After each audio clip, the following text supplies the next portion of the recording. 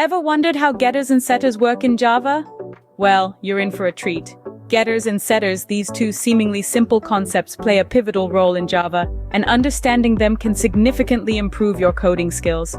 They are fundamental features of object-oriented programming, often referred to as accessors and mutators. Their primary role? To protect the data in objects. Yes, they are like the vigilant security guards of your data, ensuring it doesn't fall into the wrong hands, or in this case, wrong code. Imagine a world without them. Your data would be exposed, vulnerable, and open to manipulation. It's like leaving your house without locking the doors. No one wants that, right? That's why understanding how these work in Java is vital. So buckle up, grab your cup of coffee, and get ready to delve into the fascinating world of getters and setters. In the next few minutes, we will delve deeper into these intriguing Java features. First off, what exactly is a getter in Java? Well, in the world of Java, a getter is a special type of method. Its primary role? To read the value of a class attribute. It's like a key that unlocks a secret treasure chest, revealing the precious data stored inside. But unlike a real treasure chest, with a getter, you can only look, you can't touch. Picture a simple class, let's call it car, with an attribute color. To peek at the color of the car, you'd write a getter method. It might look something like this: public string get color, return color. With this, you've just granted controlled access to the color attribute.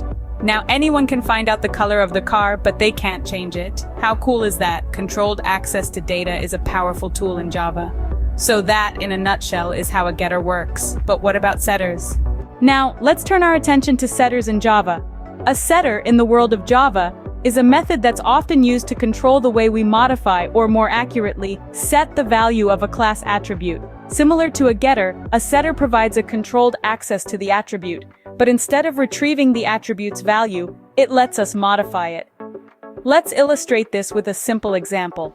Consider a class person with a private attribute name. To modify name, we create a setter method, typically named setName. This method takes a parameter, let's say new name, and assigns it to the attribute name. The code inside the method looks something like this. This.name equals new name. This way, we ensure that the attribute name can only be changed through this setter method, enabling us to maintain control over our class attributes. And there you have it, the basics of setters in Java. You might be wondering, why do we even need getters and setters? Well, they're not just there to make your life as a coder more complicated. They play an integral part in a concept called data encapsulation in Java. This is one of the 4 fundamental principles of object-oriented programming. Data encapsulation involves hiding the internal states of an object and only allowing modifications through methods. This is where our friends, the getters and setters, come into play.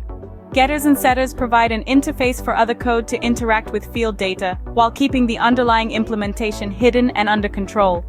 This gives you better control over your data. You can set rules on how a field is updated, like not allowing negative values for an age field, for example. Moreover, they help in maintaining the integrity of the data, adding another layer of security to your program. So, as you can see, getters and setters play a crucial role in maintaining the integrity and security of your data. Let's quickly recap what we've learned about getters and setters in Java. We've explored these 2 fundamental concepts, their purpose and functioning. Getters or accessors are methods used to access the value of a specific attribute. On the other hand, setters, or mutators, are the methods used to set or update the values of these attributes. We've also delved into the importance of these tools in the realm of data encapsulation.